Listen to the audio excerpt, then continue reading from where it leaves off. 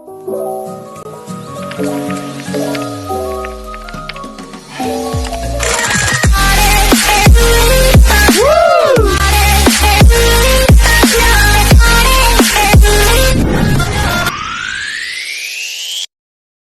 Kalingap, good morning everyone. Saan man dako ng mundo kayo naroon ngayon. Mega love shoutout po kay Kuya Bal Santos Matubang, Ate Edna Vlogs at Kalingap Vlog. So today's vlog po guys, ipapakita ko sa inyo kung paano kumuha ng blood sugar. So ngayon guys, ako na po ang monitor ang blood sugar ni Lola para po pag-uwi namin ay alam ko na po kung paano po gawin. So ngayon guys, samahan nyo ako para kunan natin ng blood sugar si Lola kung ilan na ba yung blood sugar niya ngayon. Kasi po kaya nandito kami sa hospital, ay tumaas po yung blood sugar ni Lola kaya na-confine po siya. Bali 2 weeks na po kami ngayon dito. So ayun guys, samahan nyo ako. Ayan guys, ito yung mga gamit. Ayan. Kasi ito yung para malaman natin kung ilan na yung blood sugar ni Lola.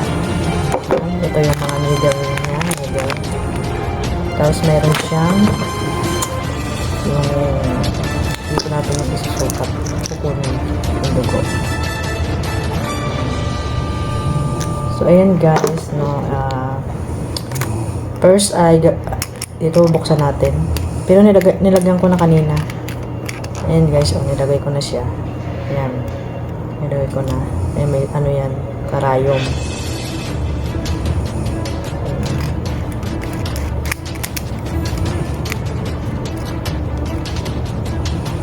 Guys, no.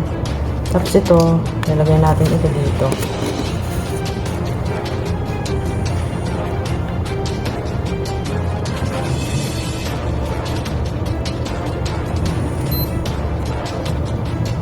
Guys, no.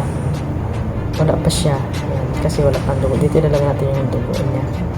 Kunin natin sa kamay ni Lola. Wait lang.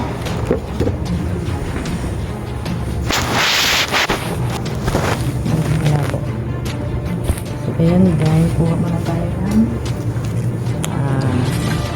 alcohol pad.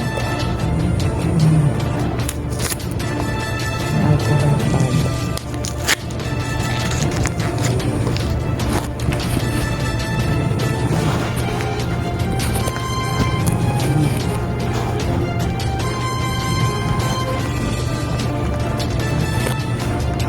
Ayan guys, no, ito. Ano ba? Yan daliri ni Lola yan. Pipisilin nyo lang parang may dugo siya, yan, kulay pula. Tapos ito itatap natin dito.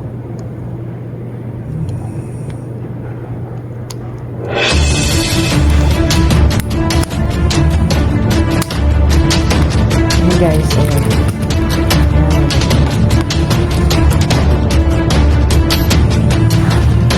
And guys, kagabi, kinuha ko po si Lola ng blood sugar nasa 135. So ngayon, umaga, kinuha po ulit. Naging 218, so medyo mataas na ulit guys. So ayun, kung hanggang kailan naman kami dito sa hospital, sana ay ngayong week ay makauwi na po kami. At talagang namang nakabuhin po dito, walang ginagawa. Ayan, at saka sa gabi ay puyat dahil pabalik-balik yung nurse. So sana ay makauwi na kami ngayong week na to para mas maganda kasi sa bahay lang. At least, kahit dito sa hospital wala kang gawa, pero nakakabuhin po talaga yung buhay dito sa hospital.